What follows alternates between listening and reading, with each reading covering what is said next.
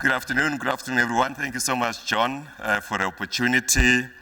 Unfortunately, I missed the morning session. Otherwise, I would have juxtaposed my presentation to what was being discussed in the morning. I had a shareholders meeting. I was begging for my shareholders to give me more money to do what I'm going to tell you about this afternoon. What do I do? Press the green button? Okay, so I'm going to tell you a little bit about Lanseria International Airport, some of the projects that we are launching in the next few months, and based on our master plan and the relationship that we'll be looking for going forward. So the airport is slightly older than me. People think that I'm actually younger, but I belong to the old economy. It was started in 1974 as a state-owned entity, and we are one of two privately owned international airports in South Africa.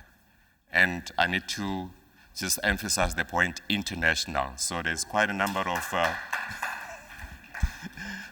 take a note of that. There's quite a number of private airports or privately owned airports in South Africa, but international ones, only two have got those status. The other one is Kruger-Mpumalanga International Airport. Since 74, the airport actually changed ownership hands twice. One in 1991 when it was privatized. I think is the next slide there. We privatized, so the airport was privatized in 1991. And in 2013, we did an ownership restructure, which includes, amongst others, one of my former employees. I'm an investment banker by profession. I know nothing about airport operations, but I've learned to actually understand that. And I believe I've been doing well this was since 2011. So we as a consortium got together and we bought the airport from the three individual shareholders before. This is the aerial view of the airport. We occupy about 326 hectares of land. Of that, 90 hectares is vacant. And we have two technical areas, and I'll actually show you in the next slides. We have a number of, and the technical areas are operated or are occupied by our GA, General Aviation Operators. And we have a terminal building where the red is, and where the other red on the other side, which is the south side, is where we actually have, this is a little bit of an old aerial view, but excuse me, we have our RFS tower complex in that area, and then we've got quite a number of FBOs operating at the airport. Right, where are we as the airport? We actually are part of the city of Johannesburg. If you know where OR International Airport is actually situated, we're not far from Otia. We are about 45 kilometers northwest of Joburg, 45 kilometers southwest of Pretoria, and we are actually on reach or within reach with the other cities in the area. For example, Sandton, Centurion, Midrand, and we are very close to the cradle of humankind. So there is always a confusion amongst people, where exactly is Lanseria International Airport? We're part of city of Johannesburg. In fact, we are the only international airport in the city. OR belongs to Ekurhuleni, for those of you who are familiar with our province, as well as our city configuration. So we're part of the city of Johannesburg. And as well, we are known as the Johannesburg's airport of choice. As a result, because we are one of the premier, if not the only premier general aviation airport in South Africa. I think we've got about all the operators under GA occupying that space. We cater for domestic, regional, and international travel. We are also the secondary base for commercial scheduled airlines. And as I said, we occupy 326 hectares of land. 90% of that, or 90 hectares, is vacant. As far as the shareholder profile is concerned, we have an infrastructure development fund that is one of the shareholders of the company or the airport. They own about 37.5% of the shareholding in the airport. We have one of our local investment corporations that manages the funds from the GPF, the Government Employees Pension Fund, which also owns 37.5% of the shareholding. And we have what we call a Black Economic Empowerment Company that also owns about 25% of the shareholding in the company. Some of the stats or the quick facts pre-COVID, We used to employ over 300 people. We had a compound annual growth rate of about 12%. On our revenue line, operating profit about 10.7%. As a private company, I can't tell you the details or go into details. With that, we used to process over 2.5 or 2.4 million passengers per annum, where 90% of that was domestic. We also served the business and leisure market through our 3 local operators as well. During that time, we operated about 56 commercial scheduled flights a day pre-COVID, and with an average annual ATMs aircraft movements of about 43,700. Majority of this are actually general aviation movements. Where we are right now, post-COVID, we are about 40% of pre-COVID numbers now. We project by the end of our financial year this year, we'll be at about 1.1 million passengers, and towards the end of next year, we'll be at about 1.6 million passengers. In terms of the airport profile itself, we operate a single runway, which is about 3 kilometers long, 45-meter wide, 3 taxiways as well, as you've seen in that aerial map. We have an apron space of about 102,000 square meters, which includes our small freight apron. We have a terminal building with a capacity of 4.5 million passengers per annum. We are Cat 7 rapid firefighting service, which also includes our ATC service, the air traffic controller. It's operated by one of our local state-owned entities in that field, ATNS. We currently provide about 3,200 parking bays through our multi-story package at the moment, as well as through our undercover parking. We've got your normal navigational aids, your ILSs, and this is too technical for me from someone who comes from an investment background, but I have since understood to know what those means. We operate our own fuel farm. We supply and do into-plane fueling services for both Jet A1 and Afgas. And lastly, we operate those 2 technical areas for general aviation. I just want to add 1 or 2 other information about the company. The other thing, as a private entity, we think that we have everything in our hands. We control almost every little business segment that we have. So we provide most of the services ourselves. Our airport charges are also not regulated, so we set the scene in terms of the airport charges as well. So it becomes very easy when we have the conversation with the airlines in terms of conclude a contract, that they actually deal with one service provider, not a multitude of service providers in terms of some of the services that we provide. How we've actually gone about in terms of our capital program over the years, in the last 20 years, is that we've been through phases in terms of our capital expansion or capital programs. When we were privatized in 1991, we had to obviously construct a new terminal building. We had to also upgrade all our taxiways and runways and hangar development. We went through that phase in 2006. That's when we welcomed our commercial scheduled services at the airport, and that was Kulula at the time. And we continued with the expansion of the runway facility or measuring. At the time, we increased that to 2 kilometers. Terminal upgrade, where we got our capacity to 3 million passengers per annum, as well as developing the main apron and fuel farm. Getting to the other years, we also decommissioned the old runway that we did in 2006 by constructing a new one, which is now 3 kilometers long. We constructed a new complex for the fire services as well as the ATCs, and also we've upgraded our international terminal building. And the last one was the multi-story package that came about 2-3 years ago, as well as the expansion of the terminal building currently, which is about 4.5 million passengers per annum. And then we do have now also the aircraft gates commissioned. We have 2 phases of our master plan. And the first phase is actually, we call it Vision 2030. So in that regard, we are hoping to, or we expect to upgrade our runway infrastructure to both handle the domestic and regional traffic. We are also going to have a dual taxiway system. We have Alpha currently, which is the main apron, And then we are intending to expand Bravo taxiway so that we have a dual taxiway system. We'll upgrade both the taxiways from code C to code D, and we'll have another, or in total, 9 aircraft stands, of which 7 will be code C and 2 will be code D. We are intending to also upgrade or expand our terminal building to 6 million passengers per annum, and that will take us to about 2030, and then we get on to phase 2 of our master plan.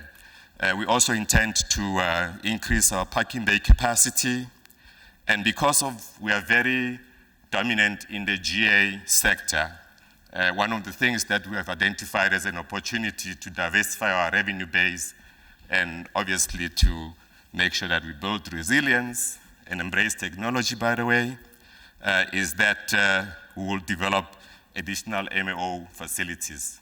There also has been a request for MROs as well for the big airline operators, and we are looking into that as well. The one other big project that we'll be launching this year, and this is why I was having a conversation with my shareholders this morning, and I have a board meeting tomorrow to finalize this, is the cargo terminal precinct. We are very, in fact, we don't have a presence in cargo at all. So we do it very small parcels.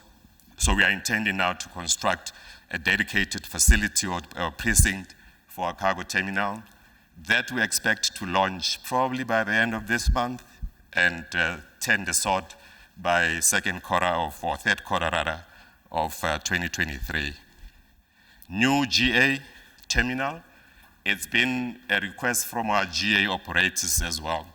What currently what happens is that they actually use our current terminal building, which is also used by our traditional commercial passengers.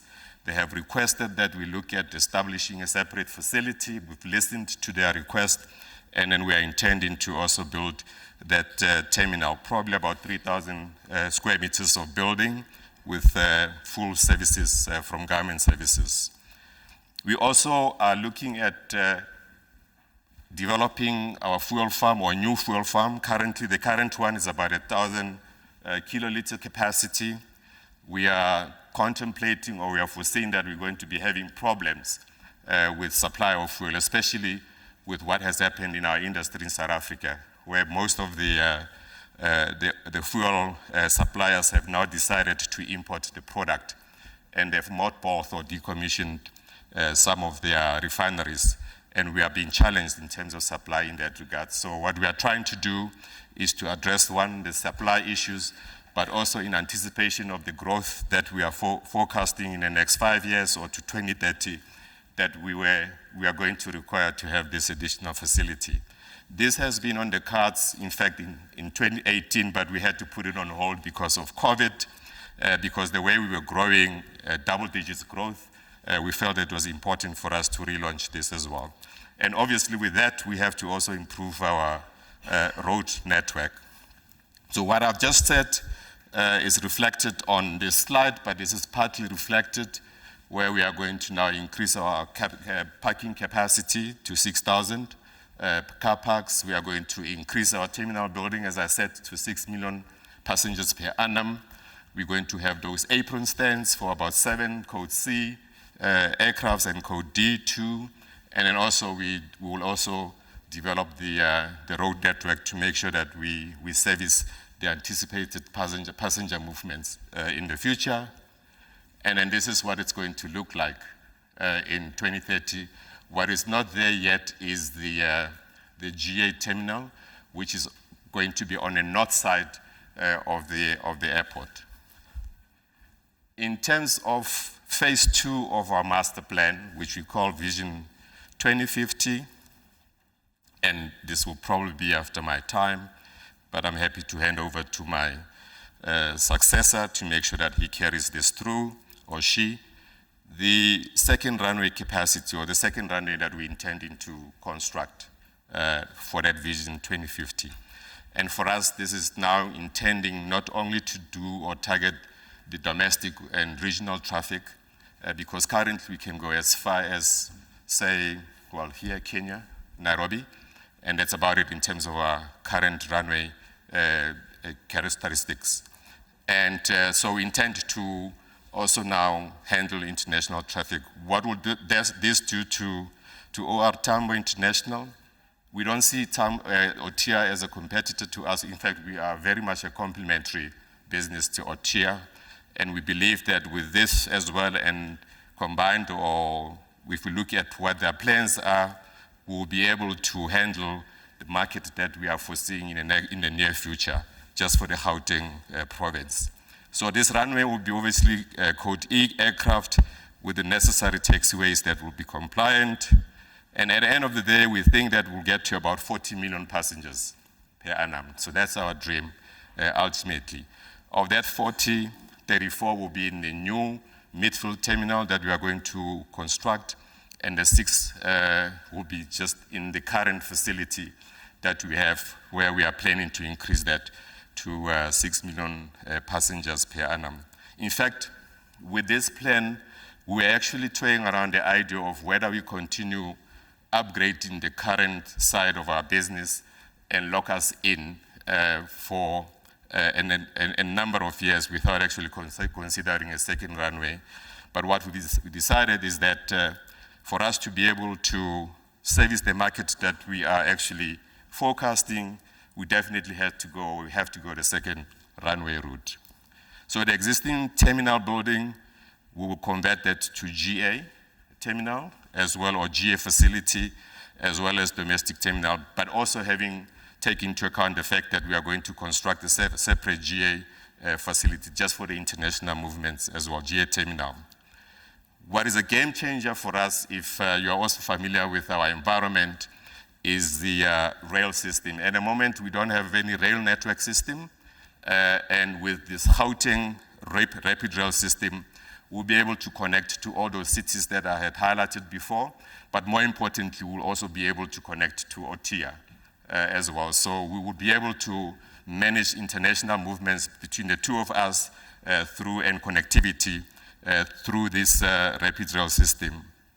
And the other one is the Lanseria corporate estate. In fact, I need to link this to what the government has actually announced as a development in the area. We are one of the few areas that still got this vast area of vacant land where it's ripe for development. And there's talk about Lanseria Smart City. So this master plan is actually related to, or is aligned to, the smart city development.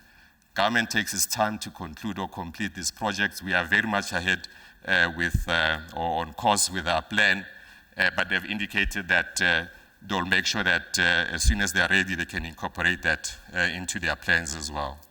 And then finally, we have the opportunity to construct or develop hotel and office accommodation.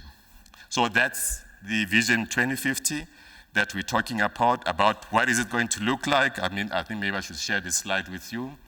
And this is just a pipe dream. As I said, I'll leave it to my successor. The south side will be our GA as well as domestic terminal at 6 million passengers per annum.